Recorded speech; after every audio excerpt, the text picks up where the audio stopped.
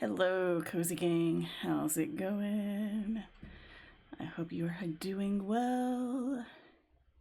Welcome to the first game that I'm going to be playing for the Otome Games Festival. Now, as a streamer during the Otome Games Festival, I was sent a lot of different games to play, and unfortunately, well, also good for us, I got sent so many really good games, and they all looked really cool, and I wanted to play all of them. But sadly, my stream times are a little bit limited, so this is the first one that I am playing to record, so I can make sure to put it on the YouTube channel so I can share it with you. And I hope you enjoy this. I will be linking the demo in the description down below. But also make sure to check and look at all the different Otome Games Festival entries and the Steam pages. But this is a sci-fi otome about a post-apocalyptic world where we deal with technology and society and our character trying to find her place in the midst of all of it. We are Eliza Clemens, a cyborg mechanic trying to manage our day-to-day life in some of the few cities remaining on Earth. We're going to have to manage our schedules and relationships with people to navigate this world. So let's see what we find in this game.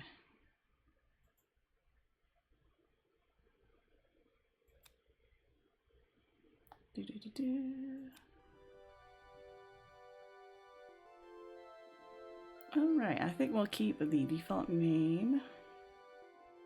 And looks like we get some little bit of customization.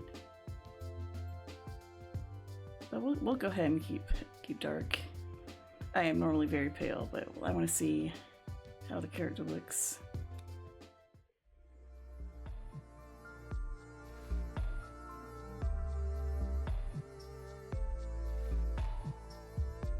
My name is Eliza Clemens, proprietor and lead tech at the Gilded Lady in the Scarlet Town district of the South Alliance City. We're a full-service cybernetic repair shop, specializing in quality, cost-effective maintenance for economy-class cybernetic limb replacement. Interesting. You can see with her foot, we're not just a proprietor, we're a client as well. I install cyborg limbs and keep them running. I do it well, and I do it cheap. Don't worry, I can say that word, cyborg, because a couple years ago, I became one. This isn't unusual for cybernetic techs. We're in contact with cyborgs almost all day, so eventually we contract the bacteria that eats away at the extremities. Oh, so there's something that's causing people to need this. Okay. They're supposed to have cleared it before they come to us. You just have to let it run its gruesome course. There's no cure, but mistakes are made eventually. Okay. So long story short, I got a new foot and became a cyborg myself. But you never catch me calling anyone a leper or anything like that. Okay, so there's some sort of a leprosy. Okay. Its real name is Neo-leprosy or New Hansen's disease, but most people just call it Neo-leprosy. It's a violent new variant of that old biblical nuisance. Hey. Well, that doesn't sound good. As you can imagine, certain people had a field day saying it meant this or that about those people, but in reality, the warm, wet air constantly spewing off the Atlantic brings many ailments along with its hurricanes. Most of the illnesses don't have a legacy to build propaganda around, so you hear about them less. Over on the side of the continent in Cascadia, they have all these diseases and their constant fire flood cycle, so I guess it could be worse. Yeah, could be. And to think, people used to live without any of these new era problems at all. I wonder what they did with all their free time and money. Oof. Causing problems from each other. Besides making too many babies, there used to be literally billions of people way back then. Billions with a B. Can you imagine? Even 1 billion people? Yikes. Yeah, it's a lot of people. All in all, life is manageable. My Ottawa city is one of the newer ones, so we have the benefit of centralized districts, although I'm obviously not wealthy enough to live in one.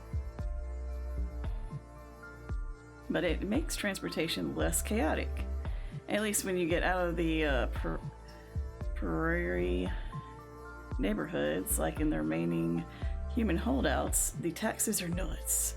But at least I won't wake up in a pile of rubble where my shop used to be. Oh no, even in the future, taxes are still crazy.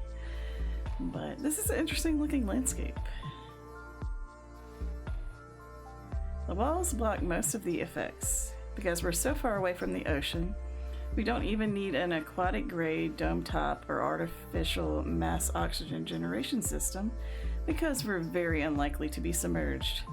So those taxes could always be higher, I suppose.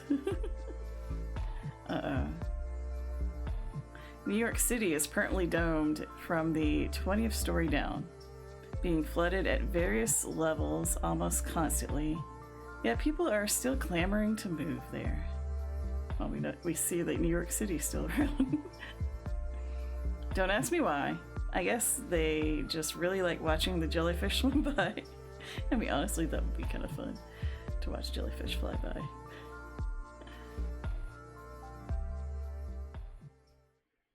Oh, look at a cute little room with little artwork.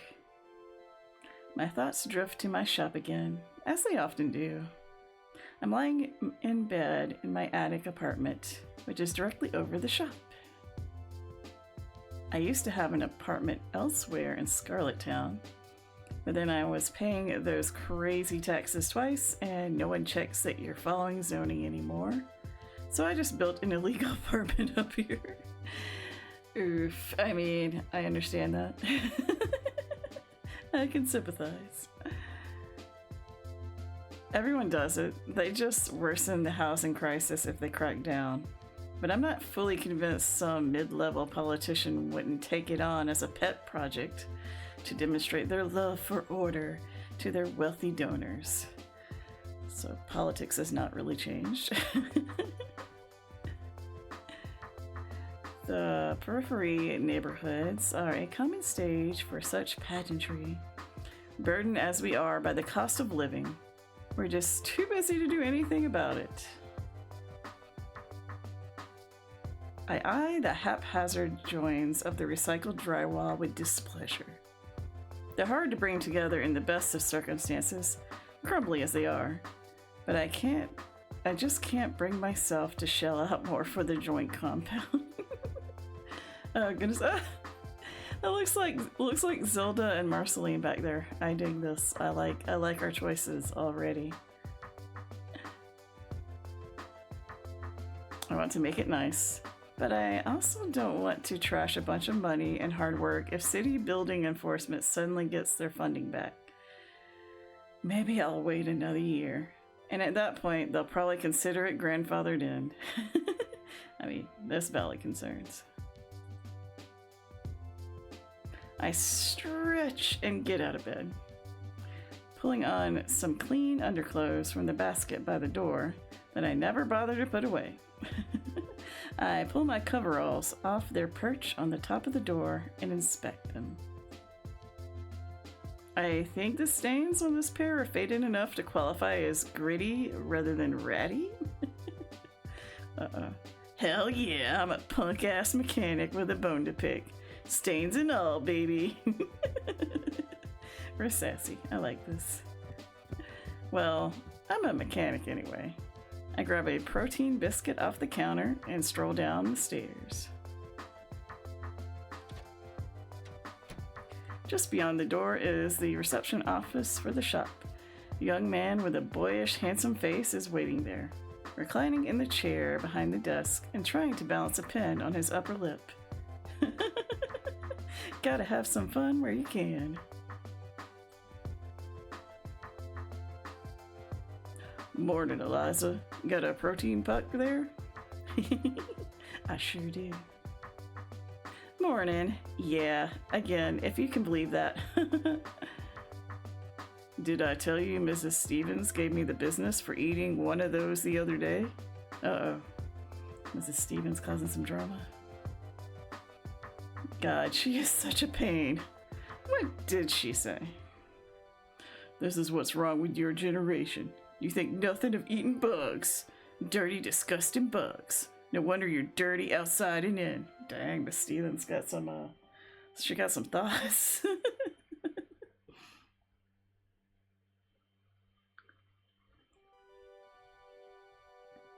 Oh my, oh my. Jeez, I know, right? I'm paraphrasing, but I assure you, it was that shrill and finger waggy. Alright, so we got 2 choices. You can't even tell the crickets are in there. They're ground down to flour. I mean, there's some people nowadays who eat like that too. Maybe we should cut her as a client. I think we can't afford. We need the business. Let's try not to make our client mad. I'll say you can't even tell the crickets are in there. They're ground down to a flour. Preach it, fam. I like his little grin. He's like, hey, so. And what? Cows were so clean. You know how much they fart? The steak's good. So much. So much. Dr. Marshall called to say he'd be an hour later, by the way. Thank you, Alex. Okay, thanks. I'm gonna do inventory. Come by my bay if you want to get... Come by my bay if you get a break for lunch. Will do. Alex seems nice. My assistant, Alex. How to define this relationship?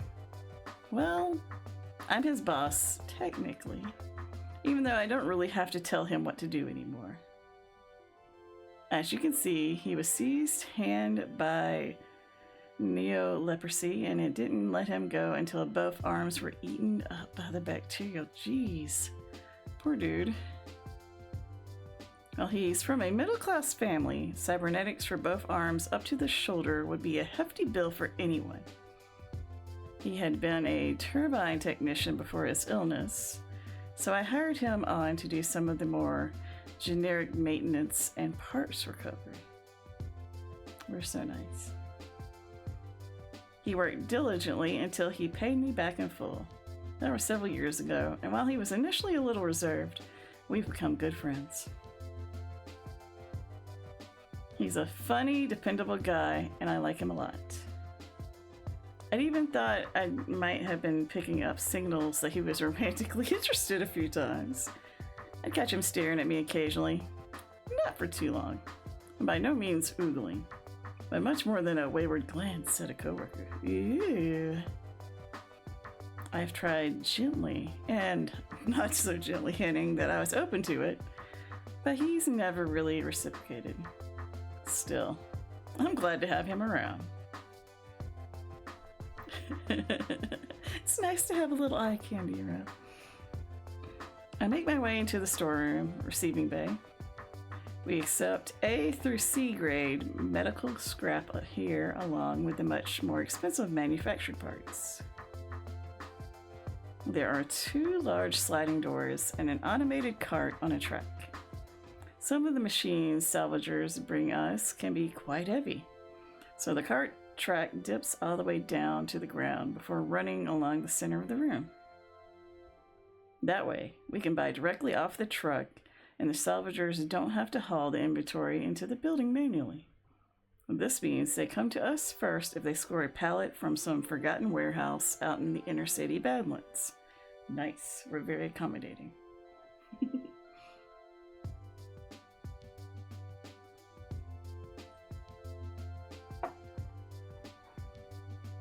I nod in approval, remembering the last pallet we hauled up with it. Yes, it turned out to be a very good investment, and I'm glad I thought of it. Gotta make that money. I turn and sigh as I get started on inventory. It's quite a boring task. So Alex and I trade off. He doesn't mind as much as I do, but I'm more partial to salvaging scrap. It's like a puzzle made of Easter eggs. Nothing beats turning a mangled pile of wires into something good as new. I pick up a refurbished elbow joint that I fixed up yesterday. That would cost 4 months of an average worker's salary if it were new from the factory. I sort it on the shelf and mark it on my tablet. Half of these shelves are full because I'm particularly good at seeing the potential in old or damaged parts. And my customer base is much wider because I can charge so much less for the refurbished ones. I take a lot of pride in that. I'm close to finishing sorting things when Alex pops his head in through the door. Hello, Alex. Hey, a new client called wanting to get set up with us. One of those mummy estates, so you'll have to take this one. They're insisting on a house call. Oh. Ah, Christ. Are they awake right now? Hibernating by the sound of it. He swipes the tablet from the workbench beside me.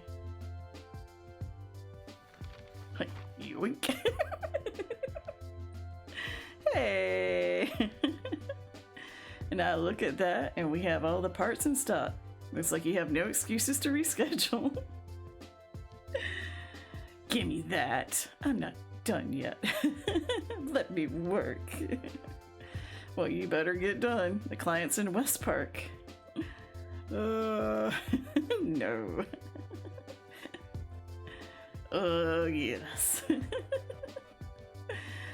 I'll have to leave now if I want to get back at a reasonable hour. Oh no. Yeah, you will. Let me take over here, I guess. All right, let me put my kit together. Christ, what a pain. Mummies bring in good money, so I basically have to accept these clients to stay solvent.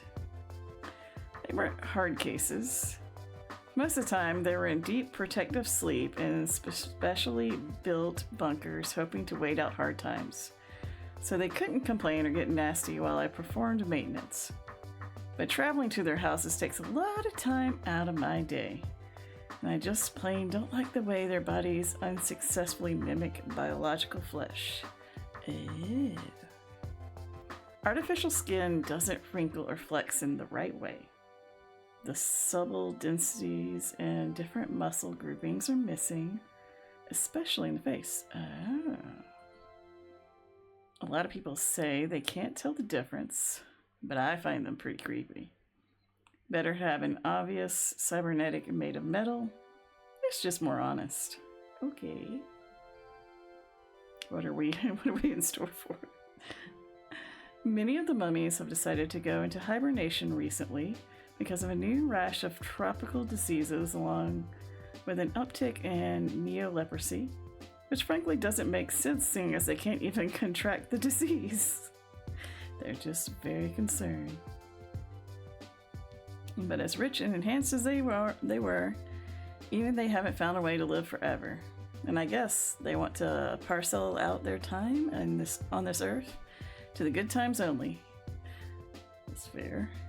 Periods where they don't have to look at a bunch of clunkies like me and Alex. What if it doesn't get better? They don't mind us keeping everything running for them in the meantime, of course. You'll have to take my clunkies today. I'll be gone all day. I guess lunch at the sailing pond is off then. Yeah, because you're sending me off. I'm afraid so. Okay. Can you do the schedule before you go? You probably won't have another chance. Sure. I'm going to look at setting you up for more of the physical therapy appointments. Clients have been asking for you. Ooh, you got some requests? Ooh. He's like, I'll give him the smolder.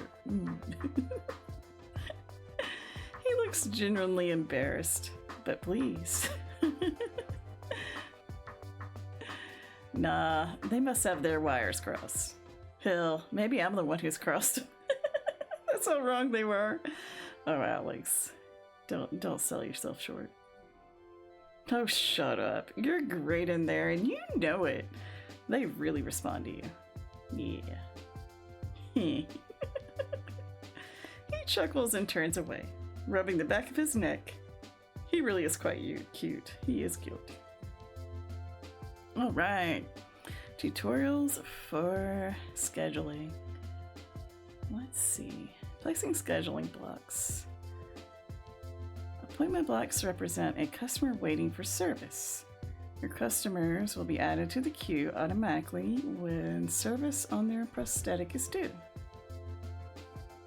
Shop tasks are other activities that workers do to keep the shop running.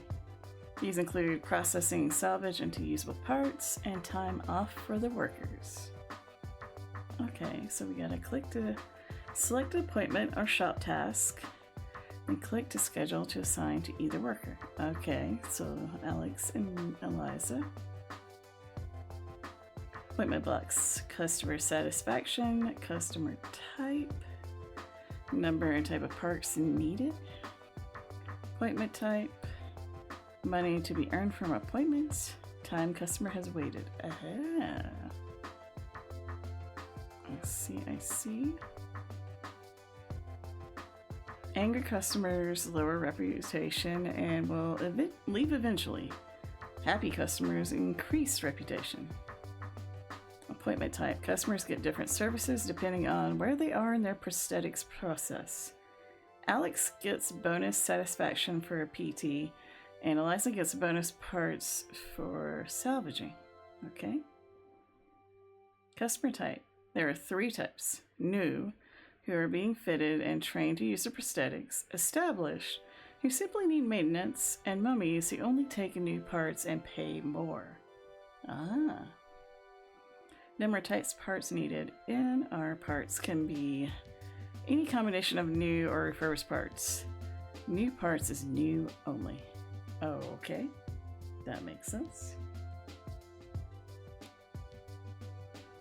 Salvage grade A parts, 5 needed. Salvage parts B, 3 needed, pre-produced. Salvage parts C, 1 needed, 1 produced, time off. Okay, salvage has to be processed by the workers to become usable parts. A is more expensive, but in better condition, so it's processed faster. C is in terrible condition, but it's very cheap. New parts are factory sealed and ready to go. Time off lets the workers rest and have time for friends and relationships, which helps you get different story outcomes. Yeah. Other info. Reputation. Higher reputation leads to more applicants to your shop. Very high reputations leads to more mummy clients applying, which will lead to more profit. Upgrades. Do things like increase your reputation or unlock special scenes. Okay. So it looks like that's all. Okay, here's our scheduler. We got a couple of options.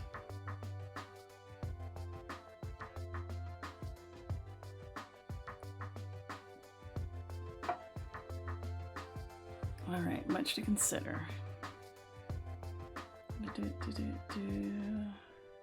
Checking out our stuff. Okay. so those are the processing we need. Physical therapy, fitting, consult, physical therapy, maintenance. Okay, so it looks like physical therapy is mostly for Alex. So both of them are established customers. So let's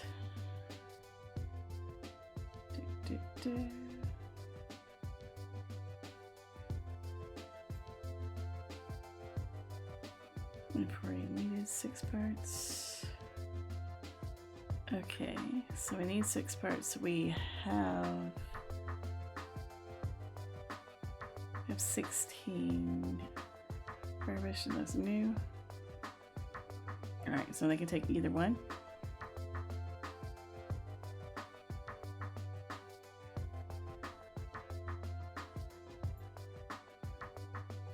Alright.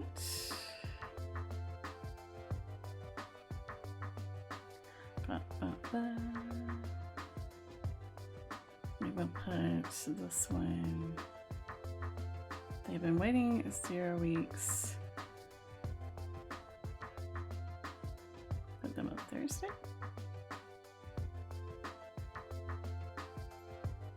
I'm just looking at how it changes stuff. So if we put this here, okay, that gives us more. Okay, I see. All right, so consult. I feel like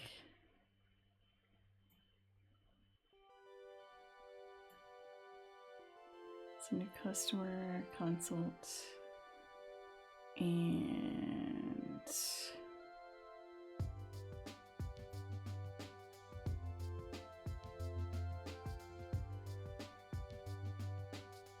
maintenance. They were waiting 2 weeks. Let's go ahead and put them on Wednesday. Give some time off on Friday and Saturday. They can do that.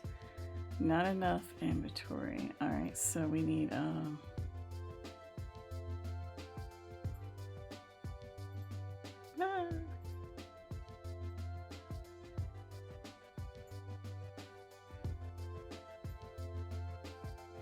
can we only do one of those at a time? Okay, so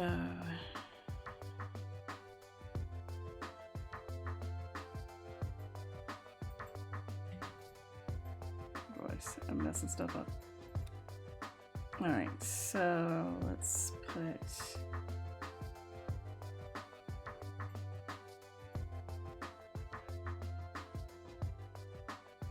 can we reset? Okay, we can buy stuff if we need to.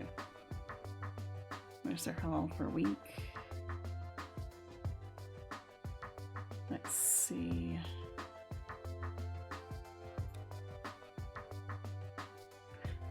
Okay, we use some of our funds for that. We still need more.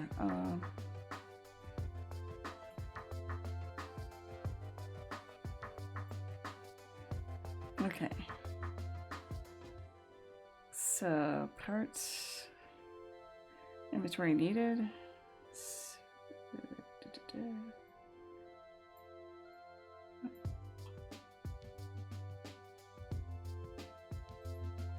We only have so much on our schedule here.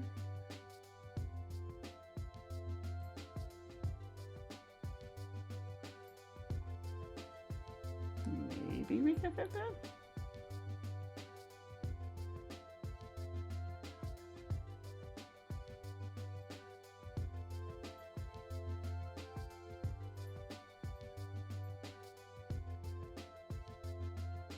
I guess.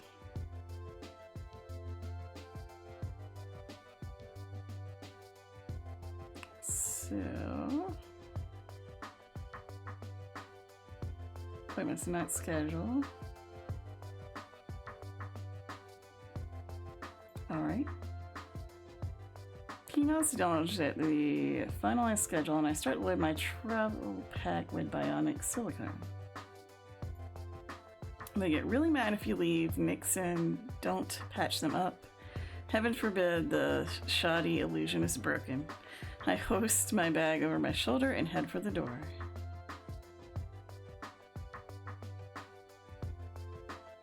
As I exit and make my way around the building, my concentration is broken by the dusty voice of a woman lying in wait. And where is my lovely little grease monkey off to in such a hurry? Hello, Alma. Alma is the captain of a salvager crew and a longtime supplier for the shop. Her signature oversized handkerchief hangs loose around her neck, as if it had been tugged down from a prior arrangement as a dust mask. Interesting. She's gonna show her abs too. It burns a flaming crimson even in the shadow of the building. I suspect that there may be some phosphorescent ink soaked into it. Lord knows she could afford it, with her success in the Badlands. Nice. Outside in the auto wall and inside the salvage market, she is known as the Blood Carnation. Ooh. The carnation part, I assume, was a simple extrapolation from the neckwear, but the blood part of the moniker arose from a swirl of rumors about what she does to competitors who mess with her people. Ooh, she's very protective. I heard that she killed an enemy captain and fashioned a huge necklace out of his ribs. Very resourceful too. I like everything sealed in plastic over here too. She's very careful. I also heard that the last thing any would-be caravan raiders would see would be her, stock still and standing defiantly on the cab of a charging truck, the gruesome jewelry bouncing on top of a bare chest. Whoa. I don't know if I believe that, but she does occasionally wear a string of human teeth on her wrist. That I've seen for myself. Oh my. But you get teeth by much gentler means, so who knows if she was just trying to fuel the stories. You just gotta keep up appearances. I wonder if her flag's insignia or her nickname came first.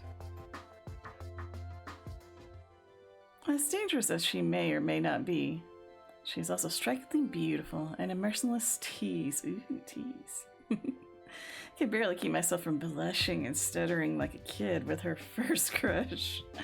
Oh. She knows this too well, unfortunately. Oh, hi, Alma. Just off to run maintenance on a new mummy. Oh, those inbred fuddy-duddies don't appreciate my sweet little cherub enough. How about you play hooky and come sunbathing with me and my crew instead? Ooh, tempting. The sediment forecast is clear today, and I've got a really slutty new bathing suit to show off. Nice. Very tempting. My face goes red in spite of myself. Yes, I'm imagining it. I smile despite my embarrassment. I gotta run a business. Do you harass all your clients like this? You're gonna put yourself out of business. Unfair. How do you expect me to get anything done until with you putting stuff like that in my head? I'm gonna go with the second one.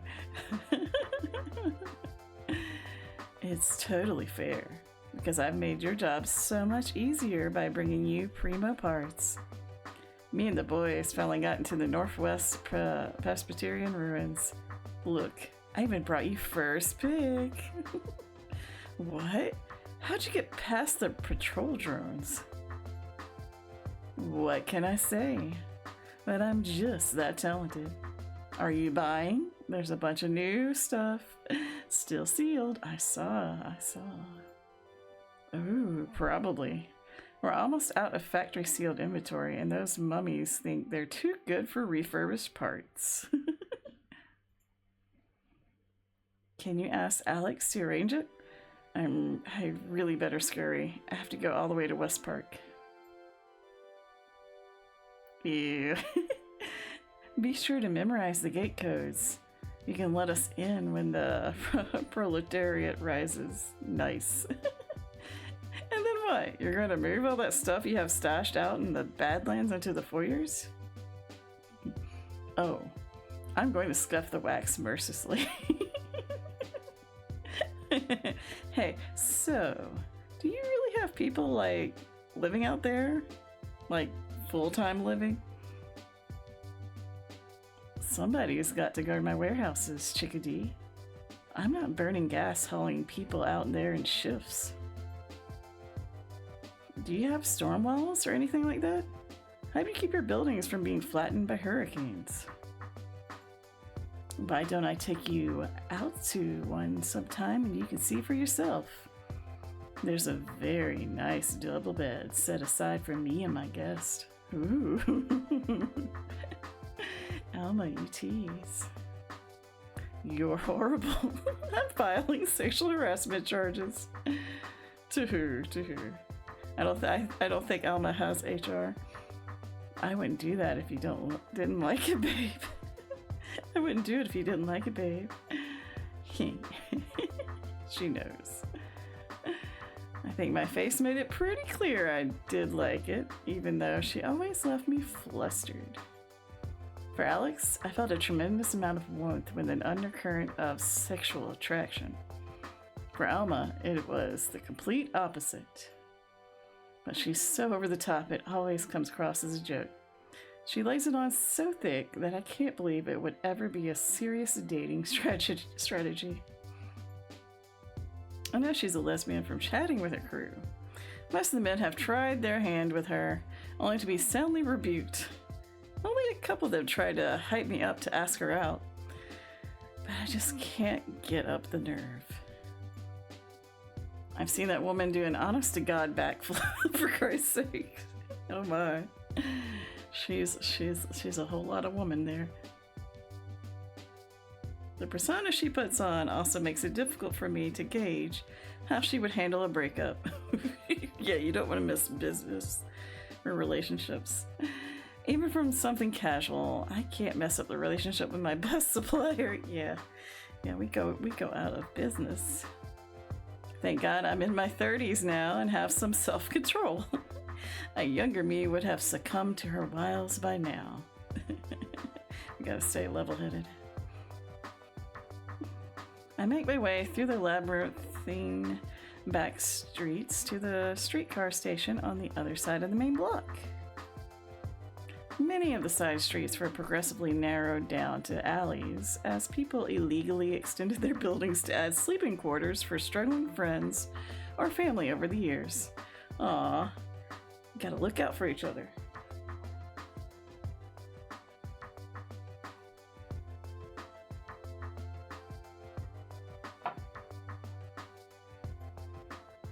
The city generally looked the other way as long as you were the owner and the house was residentially zoned, because frankly, there was nowhere else to put people when we absorbed the eastern outpost population and they pushed longtime residents out of the city core. Ew. I guess the upside is there are no more coastal allies for us to pour resources into every hurricane season. Ooh. The renovations created a lot of access issues for fire services or anything that needed to pass through that was wider than 6 or 7 feet. But there was nowhere else to put people. Because of the technological complexity of the auto wall, it would be very difficult to expand the city boundary, and it just wasn't safe to live outside. I mean, unless you were some kind of counterculture badass like Alma. Yeah, she thrives, it looks like. You were just kind of screwed up if you had a business that needed inventory delivered to the back. My loading bay is luckily facing the main street, so I don't have any such problems. But it was a bit of an eyesore for the storefront, especially compared to the pretty little shops I was looking at now. The richer areas still bolstered pristine plating, and it was easy to navigate those neat grids. Oh, I like the music. Once you get uptown, the rails are straight and never have to stop to clear debris or argue that someone's newly minted shanty is too close to the track for the car to pass safely. Whew. Some things never change. So at least I'm making good time now that we're out of the lower and middle class neighborhoods. I step off the streetcar 2 hours after I got on, having traveled just 2 miles. Oh no. As always, I wonder if I should have just walked, but my kit and tools are heavy. Yeah. And I'll get my walk in now as I start to get into ultra wealthy territory, where they don't want lowly middle class trappings like streetcars sullying the view from their massive picture windows. Uh-oh. I finally arrive at the gate of the new client. I pull up the digital appointment card Alex wrote for me to confirm the address. His handwriting is pulling just so slightly to the left. I'd better make a note to calibrate his fingers. I stuffed a tablet in my back pocket and hit the intercom button. Hello, my name is Eliza Clemens. I'm here to do some cybernetic maintenance. Hello, Mrs. Clemens. We were expecting you sooner. Were you delayed? No, ma'am. I came from Scarlet Town. You don't have a truck?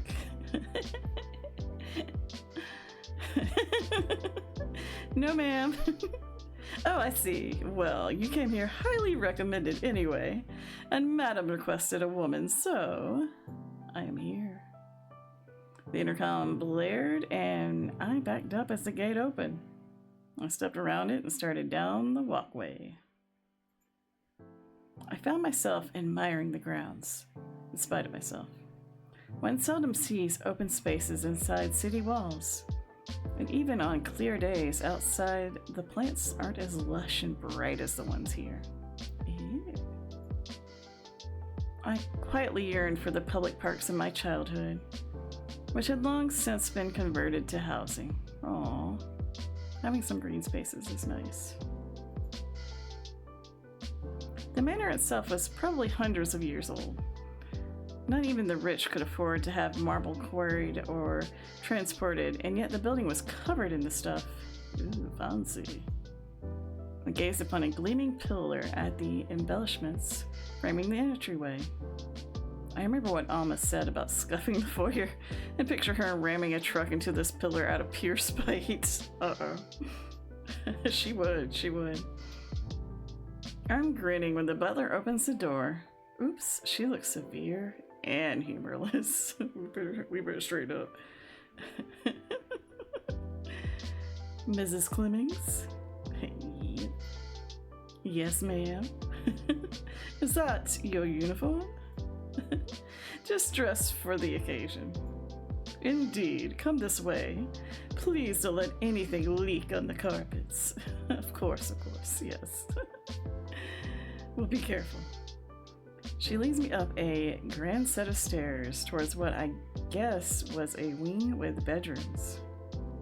I find they usually hibernate in their bedrooms when they don't expect to be out for too long. I want to look around more, but I have to trot to keep up with the butler's quick, long-legged pace. That's me in normal times, because your girl's short. So I hear this cybernetic user is in stasis? She is. Is this your mistress? It is Madam's daughter. Ah, physical age, chronological age? Physically 21, chronologically 46. Oh wow. Oh, that's pretty young to go under. It hasn't been continuous. She only goes under for 3 months at a time. Coming in. We're now presumably outside the room where the mummy is hibernating. The butler stops short and turns on her heel. 3 months. Every 2 months. Asleep for 3 months, awake for 2. But why? I'll tell you, but only because it pertains to your job. I expect you to be professional and not gossip about this. Friends and relatives believe she travels a lot. Of course, discretion is part of my job. I can keep so many secrets. She has an illness. The inactivity gives her a chance to regenerate. I look down at my tablet and scroll the notes. Furrowed brow. She is fully suspended, isn't she? What body does she have to regenerate? It's a very rare disease. It's in her nerve cells. The body supports healing while they're inactive, but she can only use them so long before they degenerate. Oh. Nerve cells were some of the few organic parts Mummy still retained after the transfer. Just the nervous system, brain, endocrine system remained. All other parts were cybernetic. Ooh, it's wild. Without another word, the butler unlocks the bedroom door. We approach the docking station, which was made up to look like a regular bed, aside from the charging bay. Interesting. She's got a little power ring. Well, I'm surprised and fascinated to see an imperfect face lying there. The butler speaks again, as if she had read my thoughts. She had her new face modeled directly from her old face. Oh. Yeah, I see that. It's usually hard to tell them apart once they're optimized their cosmetics so much. But she looks almost normal. I catch myself too late to stop that last bit. To my surprise, the butler's not offended, but rather smiles fondly. Yes, I was glad she kept it. Poor girl. She's in there because of the nerve disease, isn't she? Yes, since she was 17. Aw. Poor thing. I stared down at her face. She looked so much more human than mummies usually did. Probably because she retained those imperfections that make a real human face distinct. I felt strange looking at her. just staring over her. I always thought of mummies as stealing time, but this girl was parceling out her life because she had to. I looked around the opulent room. I guess she's lucky she had that option. I suppose I might have done the same thing. She's not contagious, is she? I might come in contact with her cells. No, it's a birth defect. Yeah, right.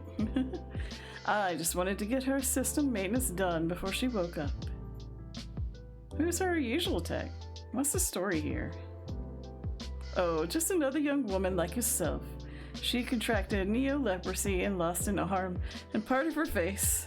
Madam couldn't have someone that conspicuous coming around regularly. Poor other mechanic. Right. The butler left me to my work. I thought about her misfortune as I worked, but also thought about her old tech. Advanced cybernetics allowed this girl to live a normal lifespan. She wasn't using the technology to gain an unfair advantage over her mortality. But when the very facilitator of her recovered lifespan also suffers disease, her livelihood was damaged because she couldn't afford the same level of technology. But then again, it sounds like it was the mother making these choices. So why should the daughter suffer? I hate when there's no clear moral to these situations. Life is always frustratingly complex. I finish my work while mulling it all over. Week 2.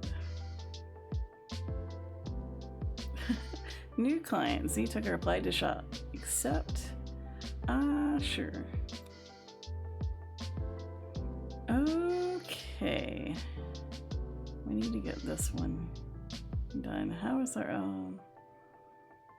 we got refurbished. Let's bucket place here. There you go. Maintenance.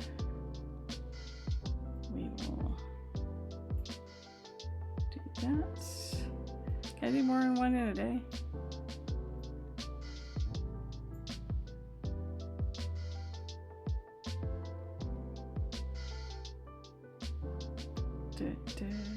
I guess we can get him to do some too. I could have been putting more in my schedule. And it's a mummy climate, so we need new parts. Alma says these are the ones. Market offering new parts. Put that.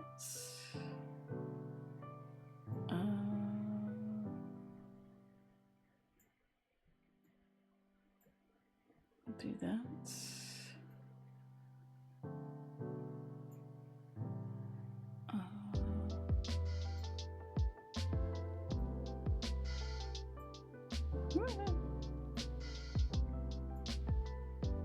So we need more scrap. Is that what that is? Okay.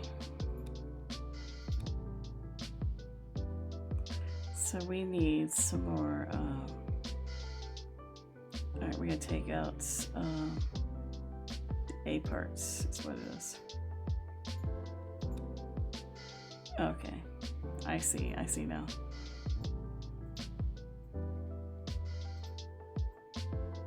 Some of that's a little tricky. Okay. So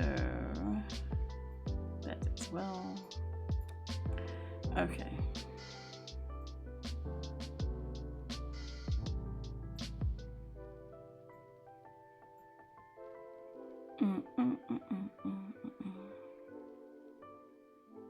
Oh, I still have this on there.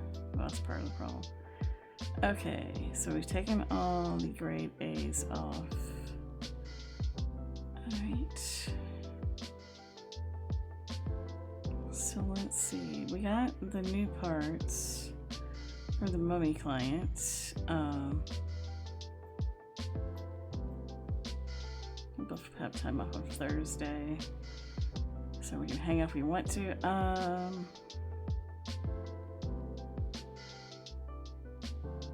So we don't have any grade A scrap. Let's go ahead. Let's do that on my schedule.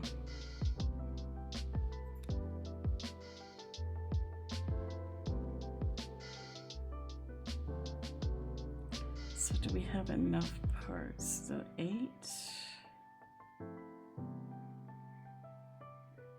We got the new ones already. So 24. Yeah, I think that gives us enough. So while he's doing that, let's go ahead and put that.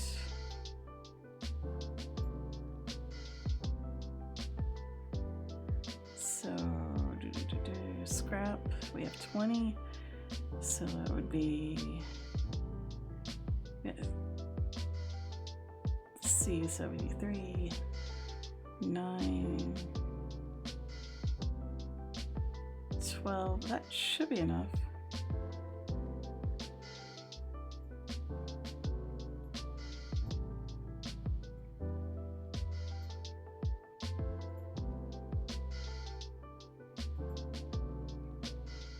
Not enough inventory. B.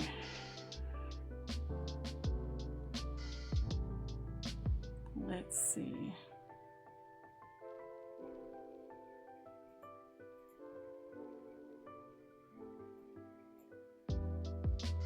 Do I still have an A there that I didn't know about?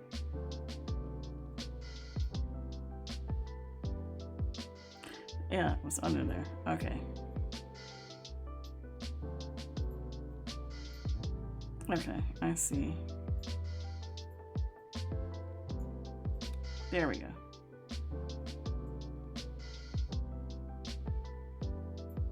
So, oh gosh. I think I worked this up a little bit. Alright, okay.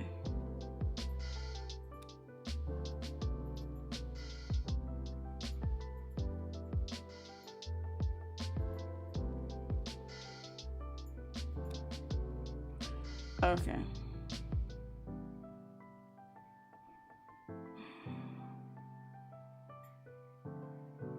Okay.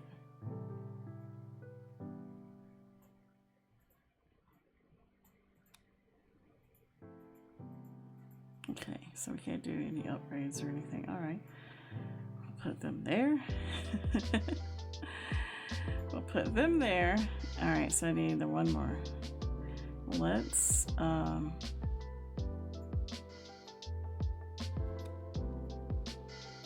we are learning. We figured it out, I think. Hopefully I don't have any others like hidden there that we can't get to. Here, I should put the mummy climate to myself, I think, because I usually want house claws. So let's do that. Okay.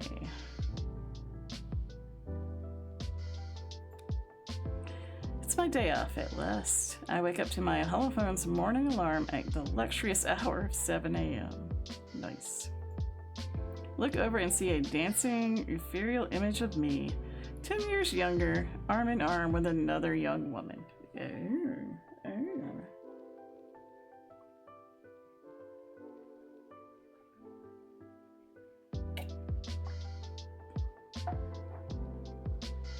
So we're in our 30s, it puts us in our 20s. I smile. I am going out for brunch with Casey today for the first time in a month. Oh, nice. Excuse me.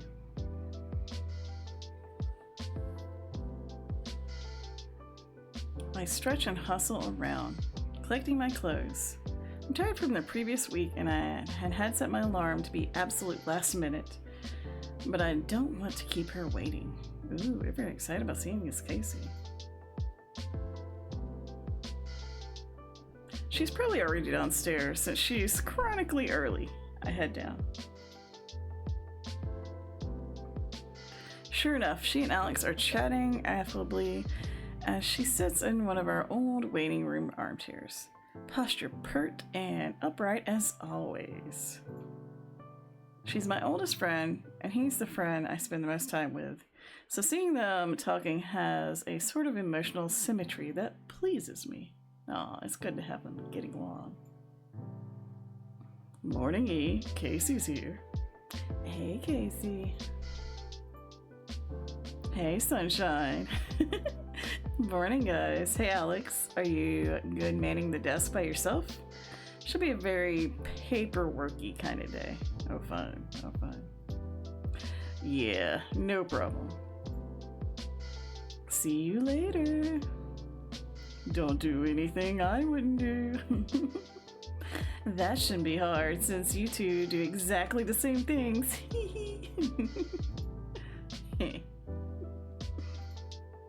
He's like, don't forget my smolder as you go away. Casey and I step out of the door and start walking. We're a funny pair. She's so neat and prim, while my clothes would be more suited to factory farm labor than a metropolitan stroll. It's been this way since we were kids. Aw. Any progress with that cutie? Alex? No, not really. What? You guys are basically already married. Thought you were into him. Uh-oh, decisions. I mean, yeah, but I'm not sure he's into me like that, you know. I tried to kiss him that one time and nothing happened. Or, married is a strong word. There's something he's holding back, and I don't think married people do that. Let's see. I'm gonna choose married is a strong word. There's something he's holding back, and I don't think married people do that. Are you bossing him around? What? I don't boss people around. Not directly, but like with your pushy optimism way. Uh-oh, what do we do? I don't do that. Okay, whatever. What about my Alma? I don't know. If she wasn't my supplier to give it a whirl, but... Yeah, true. I'm not even gay, and the thought has crossed my mind. Maybe you're a little gay. It's okay. It's okay. How about you? How's the old love life? Let's talk about that later. Uh-oh. That doesn't sound good. That face, too. She's got some concerns. Strange. She usually loved to kiss and tell, at least to me. Something was up. We walked in silence for a moment. I took her arm and she squeezed mine in return. That afternoon, we were sitting at an outside cafe near the settling basin. Yeah. It had its own dome over the patio, which was an expensive upgrade reflected in the price of the food. You're paying for the atmosphere. Well, they were able to align the seating area with planters, and you could enjoy real leafy vegetables here almost the whole year round. So Casey and I splurge every now and then. That sounds like a good treat. Our conversation had veered into some problems she was having at work. She was an intercontinental ambassador and helps negotiate water management with places like Quebec.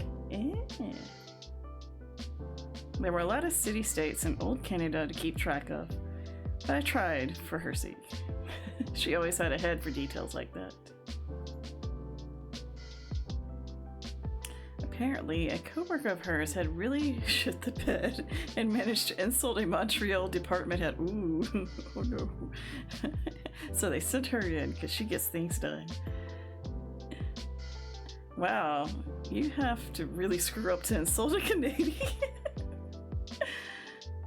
I know. Why is this totally your job? Can't your boss help you smooth it over? Things are, weird with him right now. She got a faraway look in her eyes and stared at a pepper plant adjacent to our table. It was suddenly the most interesting thing that she could look at. What do you mean? Hey, when I said you were bossing Alex around, I was just joking, okay? I know you treat him right no matter what. Okay. Even if things got weird. Like... Okay, see, were you sleeping with your boss? Oh no, that's not a good idea. Oh, poor Casey. Oh, hon, that isn't ideal. I know, please don't lecture. He had just finalized a divorce for what it's worth. Well, I mean, that's good, but still. I remember that she called me pushy optimistic and fight back the urge to tell her not to worry and that would all be okay. I'm sorry, Casey, that's hard. That's not the worst part. Is he trying to fire you? That bastard! Yeah, we will fight him. No. Oh, okay. She turns back and looks at me. Strange mix of sorrow and determination in her eyes. Okay. Oh. I'm pregnant. Oh no, Casey, that's a well, you're pregnant? Yeah. Uh-oh. A majority of the population had ceased regular birth control use sometime in the last generation. Myself included. Why? Like most women, years of involvement with men hadn't resulted in pregnancy, and for many of us, never would. Oh, so the conception rate is really low. Okay. If a woman had the vaguest notion of wanting to be a mother, she generally would take no steps to prevent pregnancy, as she only likely to have a few chances throughout life, if at all. And if she wasn't ready for the responsibility of raising a baby in this costly world, there were generally relatives clamoring to take the baby in. She'd live with them during breastfeeding and then move out after weaning. transitioning to visiting a couple times a month. The understanding being that she would receive a baby from younger relatives when she was ready, if any became available. Interesting. This was by no means a perfect system. It's common for women to be pressured into carrying a baby when her body was too young or sick, or when she simply didn't want to endure pregnancy. What's Casey's case? Many poor women were pressured into giving babies away that they wanted to keep. Oh, I can see that being a problem. Some women simply sell their babies out of the family because they were just so lucrative on the public infant market, even though everyone knows many rich people just buy them to have something expensive. Ooh. And despite all that, the human population is at a historic low all over the world. They've been calling it the Great Population Crisis for the last 10 years. It does sound rough. Poor Casey. Which is why I am so shocked to hear that my best friend is pregnant in her 30s. Probably not as surprised as she was to find that out. How do you feel about it? I mean, yeah, that is the question. I don't know what I'm feeling. There's a lot of it. Yeah, I imagine. These aren't good circumstances, but this is probably my only chance. There are no young women in my family. Aw. Yeah, what's gonna happen with your job? Already working on getting transferred. Do you want him involved? That's a good question. No, he doesn't like kids. Ooh. Well, that's that's wild. That is wild. Yeah. We stare at our empty plates in a silent, shared grief. After a while, I look up. Hey, you know, I've heard there's a ton of upsides to getting to raise your own biological child. They look like you, act like you just know where they're coming from better. It is fun being a parent. Although I don't know how it is in this feature. And your mom will be thrilled. Yeah, or they could look and act like him, I suppose. That faraway look remained. You're thinking about your apartment, right? Yeah, I'll maybe afford it with the pay cut I'll probably get.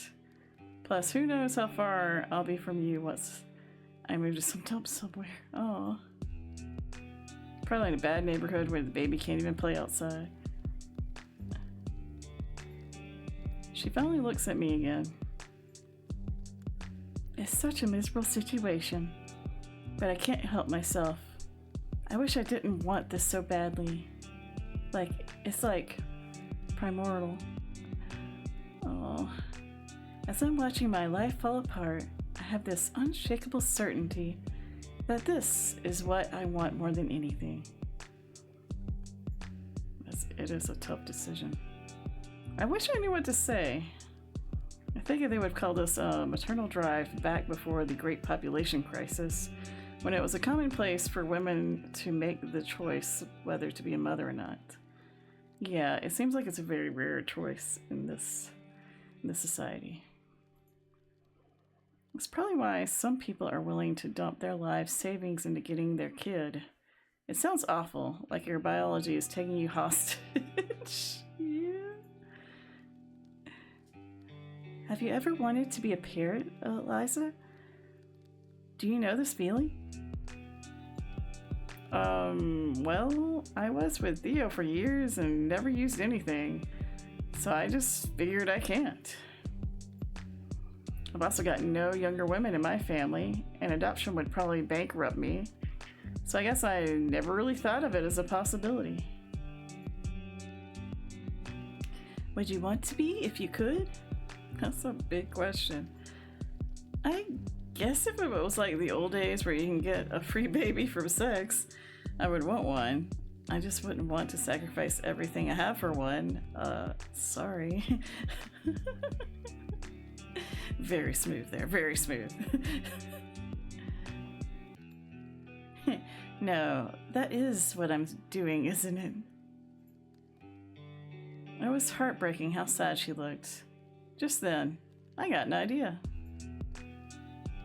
Hey, I know this is going to be dodgy legally with your job and all, but what if I expanded my apartment into the rest of the attic and added a room for you and the baby? Aw. You could stay there until you save up some money or until your child credits start coming in. The government was generous with child benefits. They couldn't afford to lose any opportunity at new citizens, so they paid out almost a typical salary for a few years if you kept your pregnancy and raised the kid. I wish that happened right now. Oh, goodness. Casey had read me a few chapters from one of her pali-sci textbooks about a time when they just forced women to carry babies by taking away their medical termination options. that might be our current time right now. There wasn't a thriving baby market, so society simply left them to fend for themselves when it came to providing food and shelter in a world they could barely afford to live in alone, let alone with a child. It's becoming too real. Many couples resented their children, or even if they were loving, had to raise them in desperate circumstances.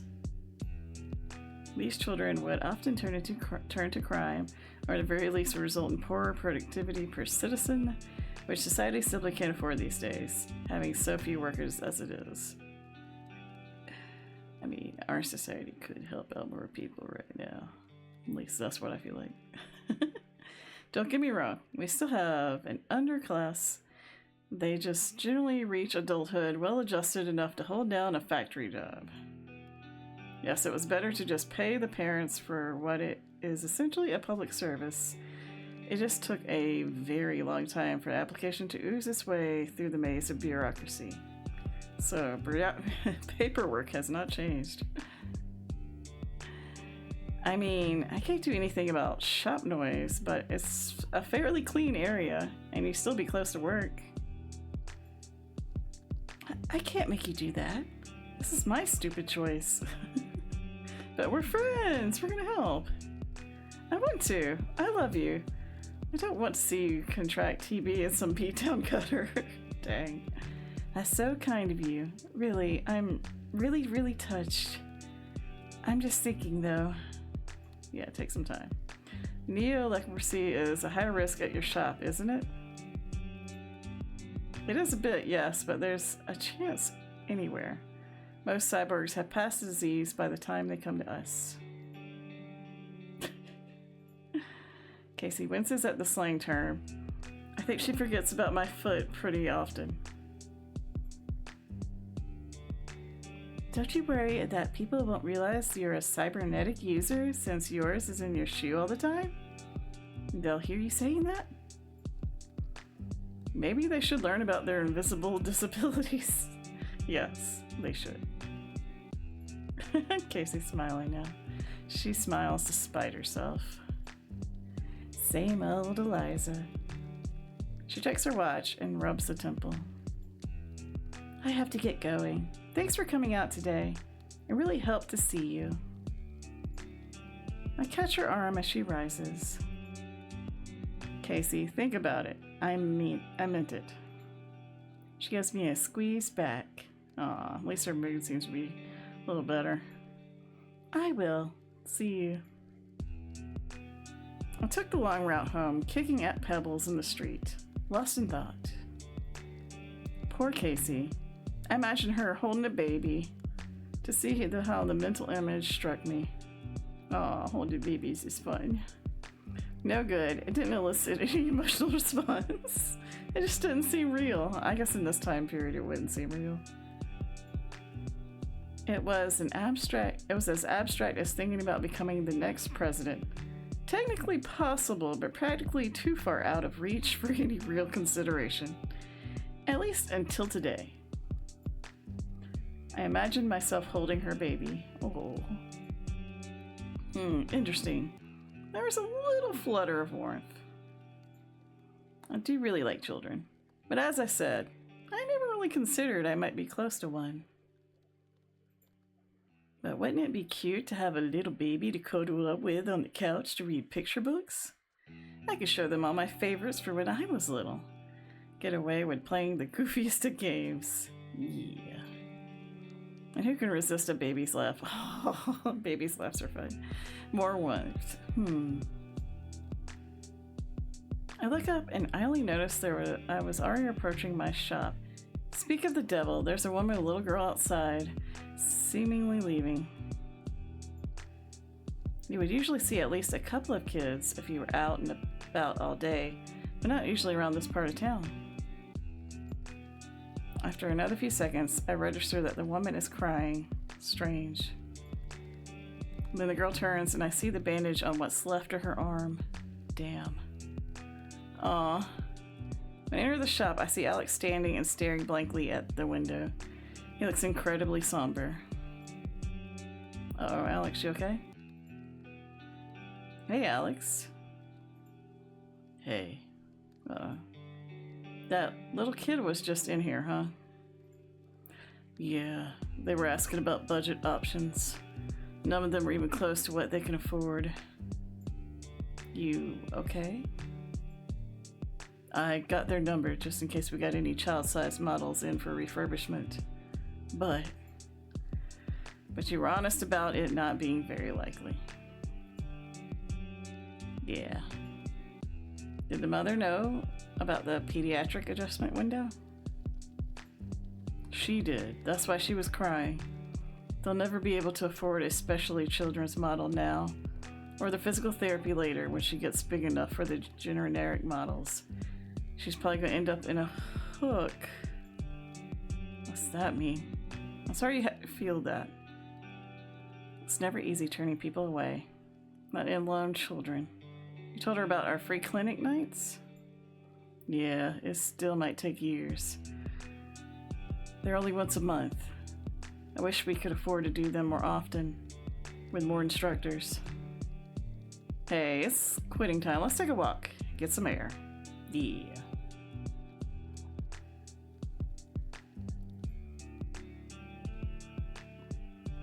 Okay.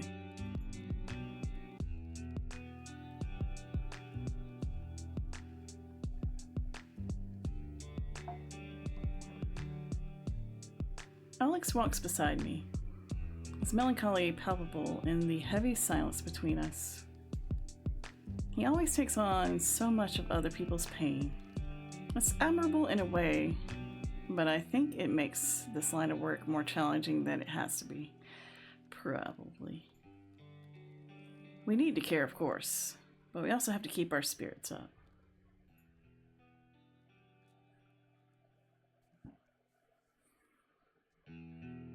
Alex speaks suddenly. The damn bionics companies. Why do they charge so much for kids' models? Aw. Supply and demand. Not many child cyborgs around to buy them. Well, the kids need them the most. I thought the government supposedly at least looks out for kids. They should make it illegal to price gouge like that. They should. I agree, Alex. Bionics companies are big donors. The politicians probably don't want their donors' coffers to shrink if they can help it. Then fucking tax me and pay for the kids' bionics. I don't care. Yeah, get it, Alex. He's a sweetie. Most people already can barely pay their tax bill. Raising taxes to make people pay for kids they don't even know is a great way to lose your next re-election campaign. True. They're the next generation. It's an investment. Maybe people should stop being selfish and myopic when they could see that. It's true. Most people aren't like you, Alex, and that's also true. Alex grumbles something else about short-sightedness, and we walk in silence. I study his profile. He really is a sweet guy, and cute. I think about reaching down to hold his hand, but stop myself. This happens sometimes. He does something like this, and then I find myself wanting to make a move. I tried it a few times. It's not that he's ever outright rejected me, but he definitely didn't accept any attempts either. I have a handful of examples, but my mind drifts back to a few years to the most perplexing of them all. When I first contracted Neo-leprosy, my nervous system was not playing nice with the artificial parts. Half the time they would disconnect without warning, and any sensory information would be replaced by kind of phantom limb syndrome. This happened late one night when I was in a real groove going at a choice palo salvage in the inventory room. My toe must have been edged under the lip of the cart track without me noticing. Now the shop doors in the loading bay are set to automatically close when the city walls detect a sediment storm, and to do this they slowly move the track cart backwards so they don't close on it. When the safety alarm started blaring, I looked up annoyed, but when the cart began to shift backwards, I felt a sharp and sudden click as the metal toes became lodged between the wheel and the recessed track. Uh-oh. As I tried to pull myself out, a cold whip of fear seized me as I realized I was stuck. Oh no. The foot itself wasn't hurting at the moment, but I was afraid I might be dragged under. I pushed at it with my hands as I crawled on unperturbed, crushing like the casing and snapping wires. Knowing they were connected to me made me sound truly stomach-churning, as if they were bones and senile getting chewed into bits. Ooh. Ironically, I think that was the moment the bionic truly felt as if it were part of my body. The tissue around the foot began to scream in agony. My hands continued to uselessly bat at the cart, and I tug at my cart. Something bumped me from behind, and I turned my head. The bigger threat was behind me. The cart was still progressing along the tracks as I was likely to be pinned to the wall, perhaps even crushed. Ooh. At this, the worst possible time, the link between my cybernetics and my nervous system were suddenly restored. Of course. I must have been screaming. That's what probably summoned Alex, scrambling and wide-eyed. He looked over the situation for what was probably only a second or two, but felt like an eternity. He bolted towards the emergency shutoff and smashed it so hard the plastic sunk into the drywall behind it. Then he hurled himself towards me. Oh.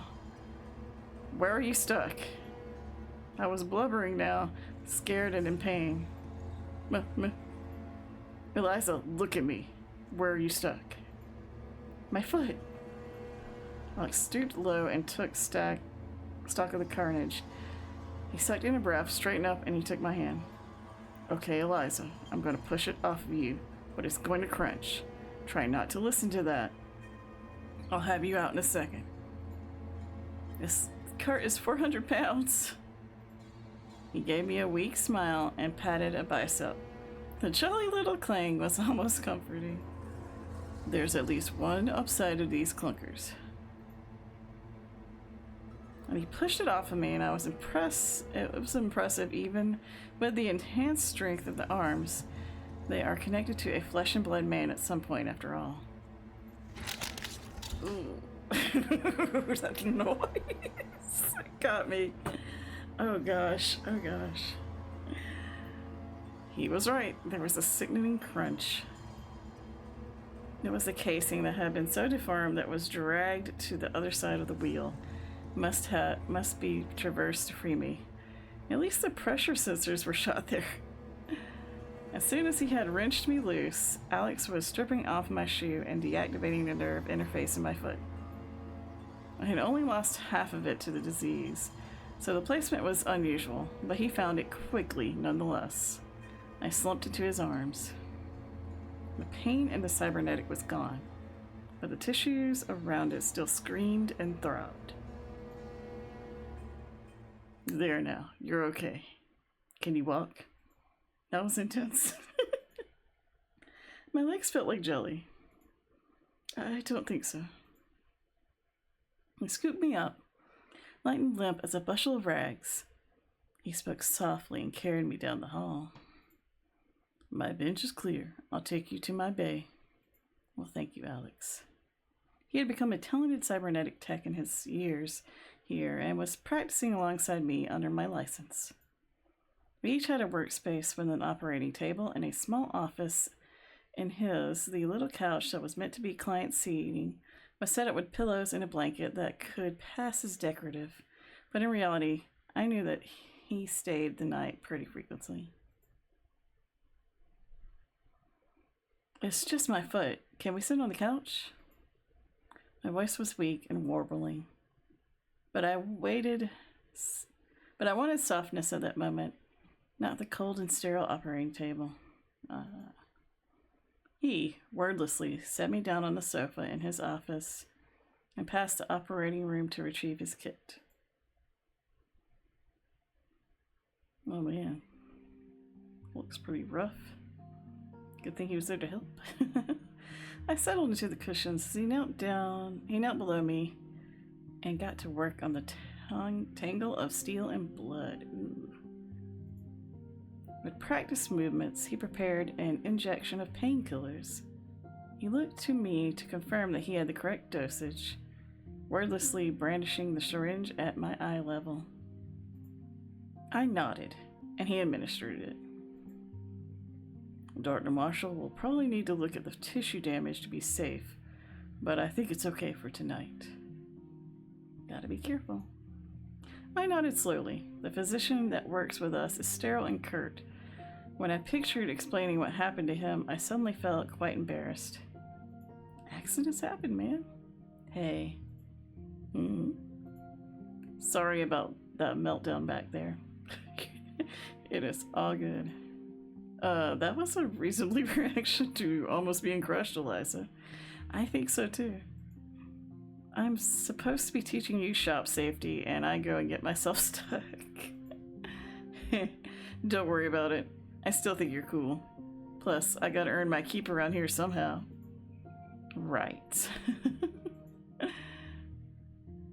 As he worked, I started to feel the adrenaline and pain fade. Both the silence and the awkwardness of the situation started to press in on me, so I began scanning around for a more comfortable topic of conversation.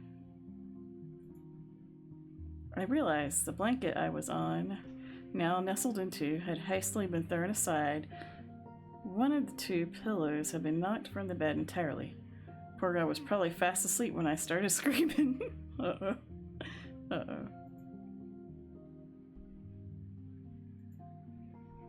You know, it's against the law to sleep here, right? Oh, I'd better report that apartment in the attic then. We want to stay above board, don't we? Why do you stay over here so much, Alex? Is there a TB neighborhood here, between here and your parents' place?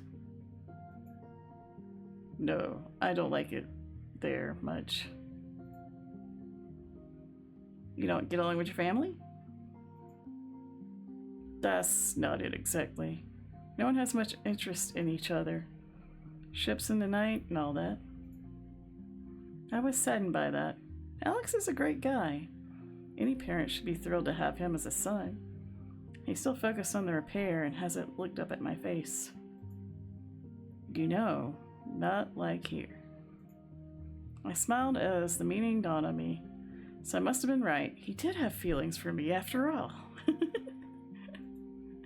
I snuggled further into his pillow. The warm, sleepy effects of the meds combined with the adrenaline crash washed over me as I sat with this cozy thought.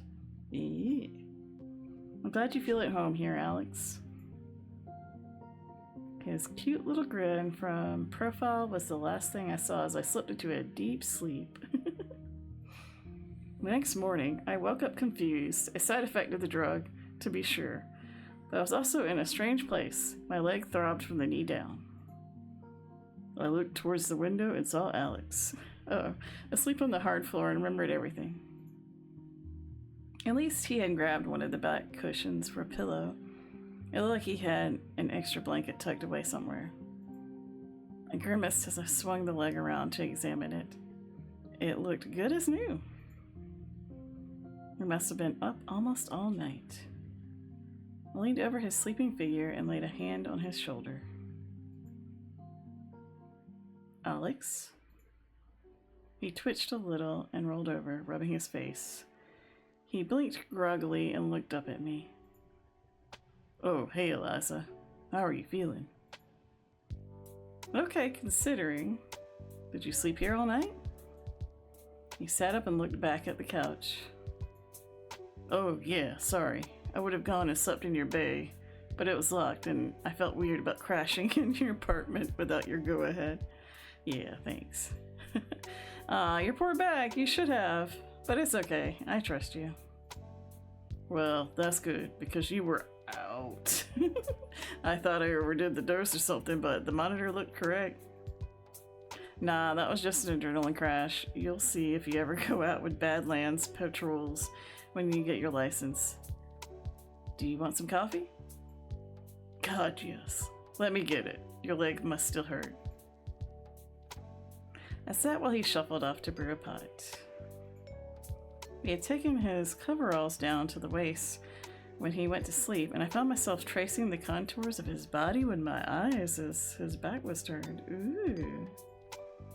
I tore my eyes from him and struck up a conversation to distract myself. I wasn't looking. Alex, my foot looks great. I'm impressed. Thanks. I wish I could have repaired the nerve interface for you, but I don't think I'm ready to start digging to muscle. You're not getting anything from the pressure sensors, right? Yeah, they're out, but I'll make do until Dr. Marshall gets here. I'll just have a limp until then. Yeah. He brought me a cup and sat down beside me. The sunlight was starting to peek through the Great Plains sediment, and it fell across his face. The steam did a sleepy dance on the dusty beam and caressed the bottom of his chin as he gazed into the cup, idly thumbing the handle and producing dull little scraping noises. He drank from it, and a faint smile played across his lips as he murmured his appreciation for that first sip of the day. I love how his smile looks shy, even when he thinks no one is watching. At that thought, I abruptly decided to test the waters and allowed myself to be caught staring. Alex flushed a bit and looked away. Ooh. Alex? Thanks for everything. Aw. And before he could reply, I planted a deft peck on his cheek. He turned with a complex expression. I was mostly surprised, but there was something else there I couldn't quite place. A couple of seconds ticked by in this stalemate, so I reached over and rested a hand on his metallic fingers. This seemed to break whatever spell he was under, and he pulled the hand away, turning his face and body with it. He was probably worried that we were under effects of the drug still. No problem. I've always got your back. I had not expected this reaction. I was even further confused when he stood up and made for the door. I'm going to weld a block into that track. Make sure it can't pin anyone else. And by that, he was gone. I guess I'm technically his boss, and a little older to boot, so I just let it go at the time.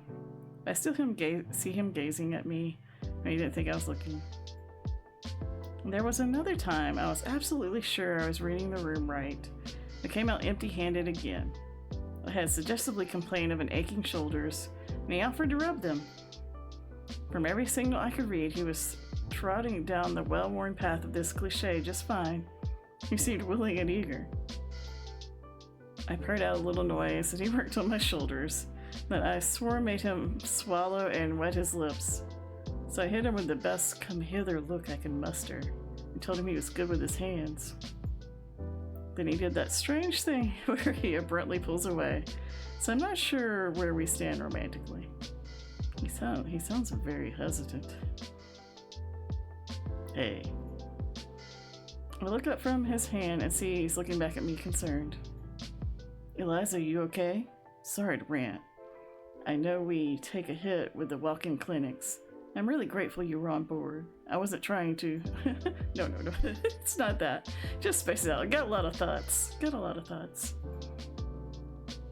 Is something wrong? Just a long day. Let's just mill around some more. It'll clear my head. Alex seems to have burnt off some of his anger, and we walk in comfortable silence, heading down familiar streets and turning when we reach the boundaries of the TB ghettos. The sun's lazy rays begin to dim as they sluggishly swim over the yellowing horizon, as well as the sea of thick, sediment haze. We decided to head home. It was safe enough, even on the perimeter of the poorer neighborhoods, but we had work tomorrow, and I was feeling weary from the day's revelations. Spin of day. We return to the shop and say goodnight in the lobby. I give him a quick squeeze around the middle and tell him everything will be okay. I can tell the situation is still bothering him, but what can we do? We could, of course, just weld a simple rod and hook for the child, but her brain wouldn't adjust to her nerves' responses in the same way as it would a proper cybernetic limb. A fairly young adult can get very, very articulate with regular physical therapy and a couple years practice. Alex is proof of that, but a child that is outfitted early and regularly upgraded in a timely manner is as dexterous with bionic hands as their natural limbed peers.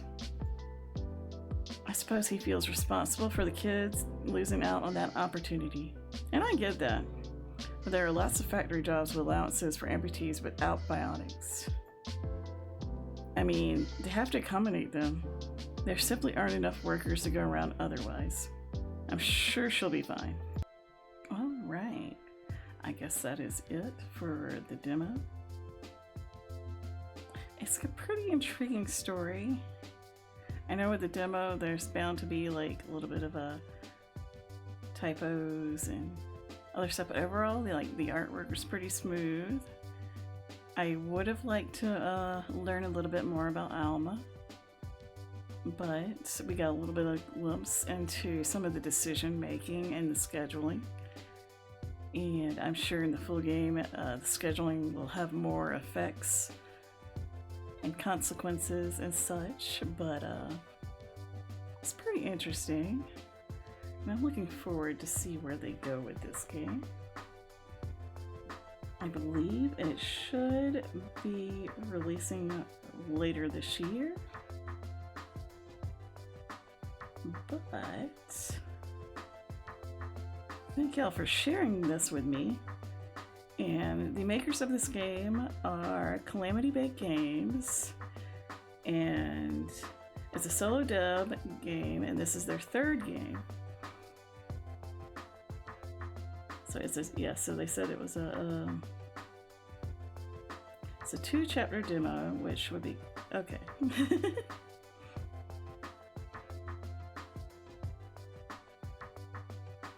So this is interesting. So we got to learn a little bit about each of the characters. We met the 3 routes. We got to see Alex and Casey and Alma. And we just got, just a little bit of a glimpse into them. But I will be linking the demo in the description of this video. But it's available on, the demo is available on Steam and itch.io, but you can play the demo for yourself. You can also wishlist the game. Always remember, wishlisting is free, so it helps game devs out with the algorithms and such. So if you like supporting visual novels and Otome games, I highly recommend doing that. But thank you for checking out this game with me.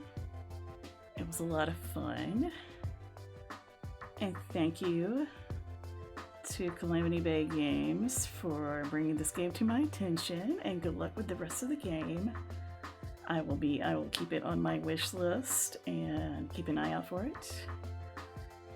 And if you like the video, please, or have any questions or If you would like to tell me who you would choose on your route, please do that in the comments. But as always, be kind to yourself, be kind to others, but don't take any crap. And I'll see you next time. Bye.